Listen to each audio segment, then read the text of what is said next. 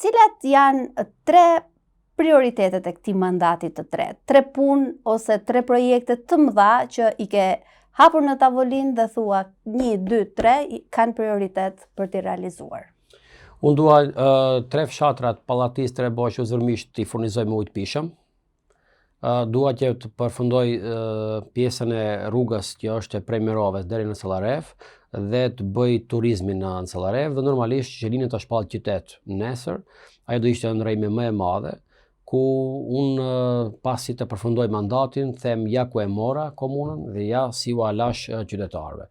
Nga një komunë e harruar dhe rurale në një komunë e transformuar në një qytet e bukur, sa ashtu e kam thënë edhe herën e parë ku kam dalë unë. Si ka mundësi kjo komunë të jetë e pazhvilluar, e cila gjendet mes Shkupit dhe Tetovës, por nuk kam dashur që të ngel vetëm me fjalë. E ke thënë Blerim, por duhet të bësh diçka që ta dëshmosh se ti ashtu e do komunën. Dhe unë kam dëshmuar me punë, me bulevard, me vepra kapitale që sot Zhelina i ka gjitha. Dhe normalisht na presin edhe shumë punë tjera, por unë dua që atë vizionin tim që kam pas për Zhelinën, Zhelina 2029 apo 2030, siç unë e kam quajtur, do arrihet me sukses dhe do ta përmbyll aty ku kam dashur të arrijë pra me komunën time dhe me një transformim gjithanshëm të komunës time. Turizmi të jetë i realizuar, jo në letër, infrastruktura deri te destinacioni i turizmit të jetë e realizuar në këtë mandat,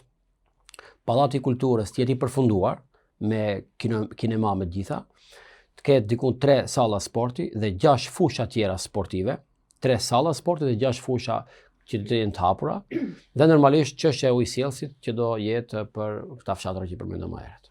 Shërbimet komunale, infrastruktura dhe korrupsioni kanë qenë 3 elemente që bazë të analizave të ndryshme ju kanë servirur si një lloj kritike gjatë kësaj fushate. Si ju përgjigjeni ju? Shife, komuna e Zhelinës 3 vite, radhazi është zgjedhur komuna më transparente në Maqedoni dhe është zgjedhur nga USAID. Është zgjedhur nga Metamorphosis dhe është zgjedhur nga UNDP. Dhe unë këta institucione i respektoj. Dhe tani vendon tavolin këta institucione dhe vendon tin tavolin Akin. Thash nuk e di të cilët janë më të rëndësishme, që kur e thot dikush diçka, pas një analize e bërë me disa informacione që ata kanë kryqëzuar edhe nga...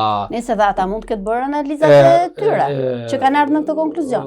Po, ata i bëjnë analizat me një podium tjetër. Imagjino, komuna e Zhelinës me një kryetar që ka qenë në moshën time, mos jetë asnjëherë e akuzuar apo të hapet ndonjë proces për korrupsion.